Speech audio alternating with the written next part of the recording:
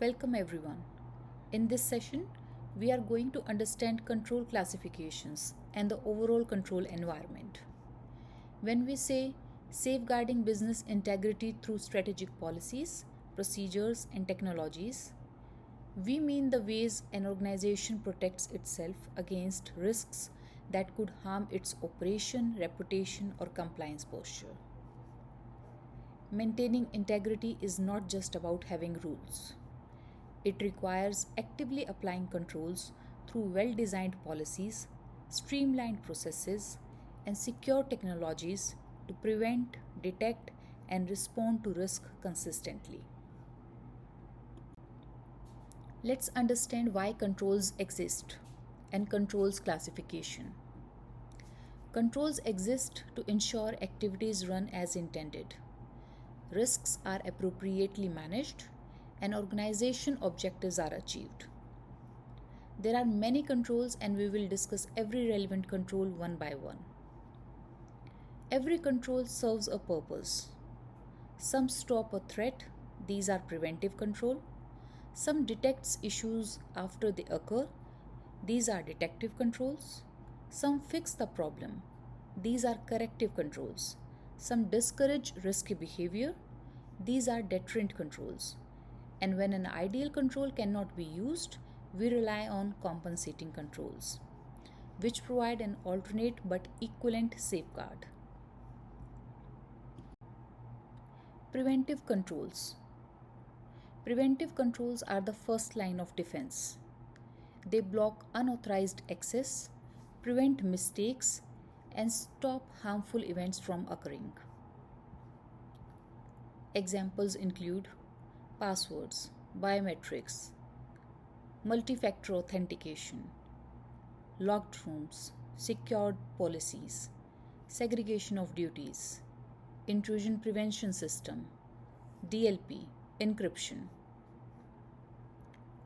Let's understand few terms. RBAC, role-based access controls,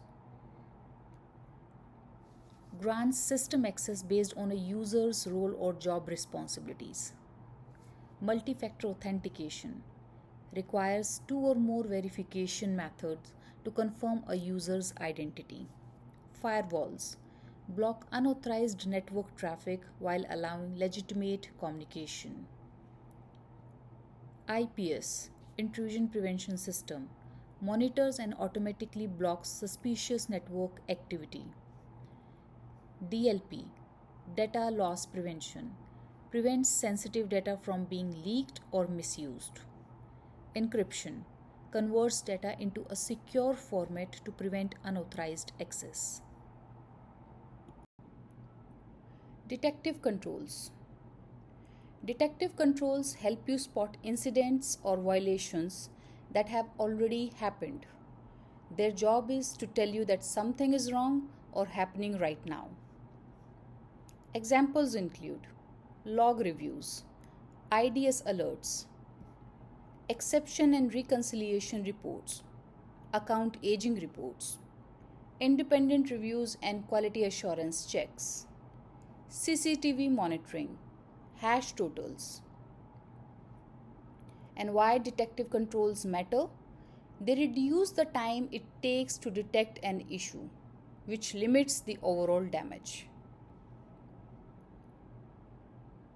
There are a few controls that fit into 2 control categories at the same time. One example is CCTV camera. This can fall in 2 categories: detective control as well as deterrent control. Why detective control? As recordings reveal incidents after they occur. And why deterrent control? As it discourages misconduct because people know they are watched. Corrective controls. Corrective controls activate after a problem is detected. Their goal is to restore normal operations. And this can be done by restoration procedures, patching, fixing, remediation steps, etc.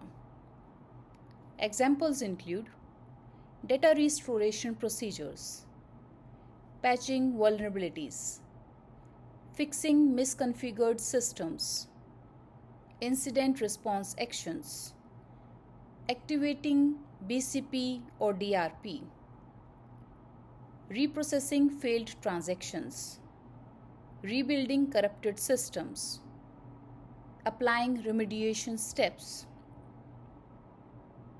And why corrective control matter?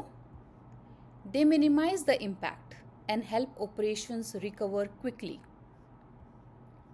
Let's go through one more example that fit into two control categories at the same time. Backup.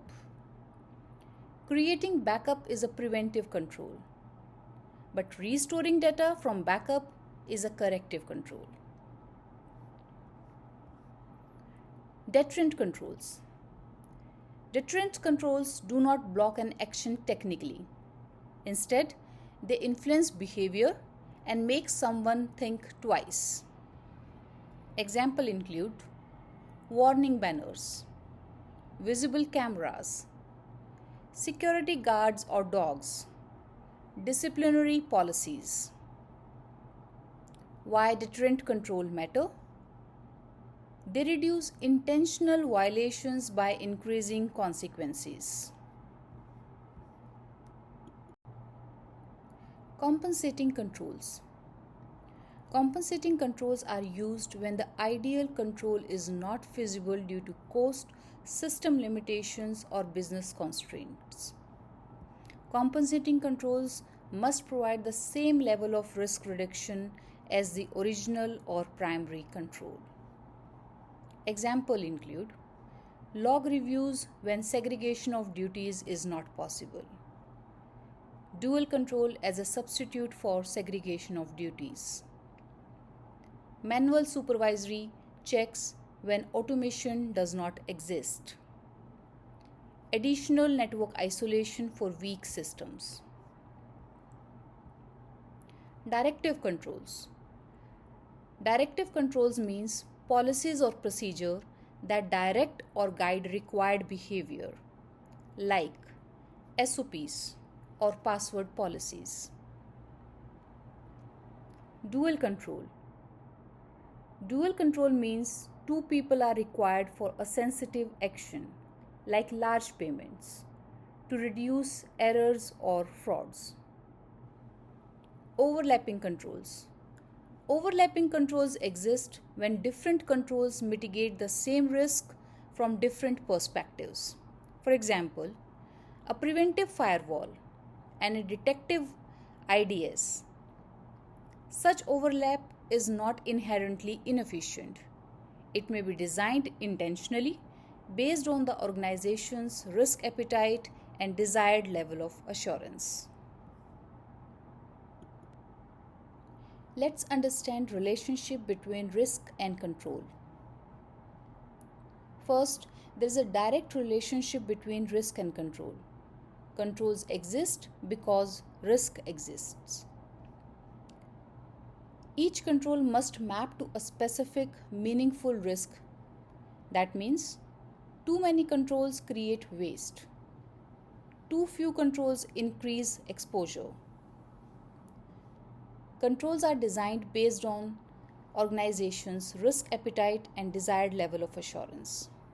For example, when ideal controls cannot be used, compensating controls fill in the gap. Overlapping controls exist when different controls mitigate the same risk from different perspectives. For example, a firewall from a preventive control perspective and an IDS from a detective control perspective. What are the roles and responsibilities of management and IS auditor?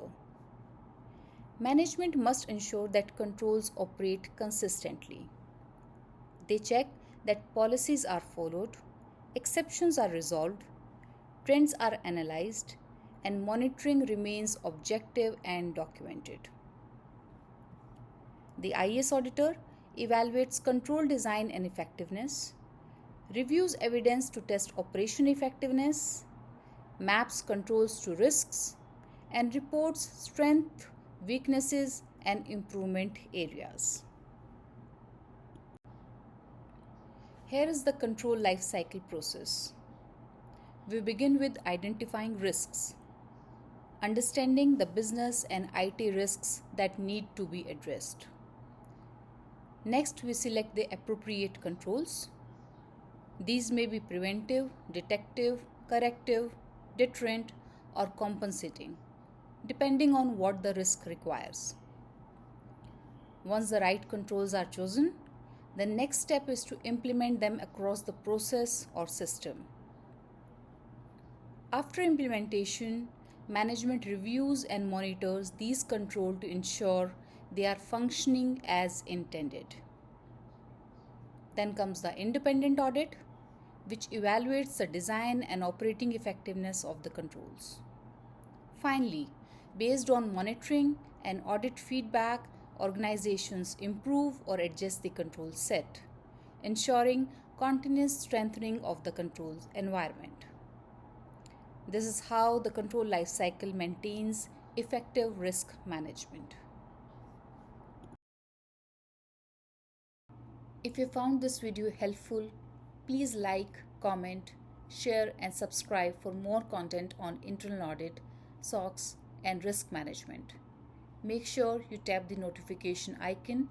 That way you will get every update and never miss any of the new content.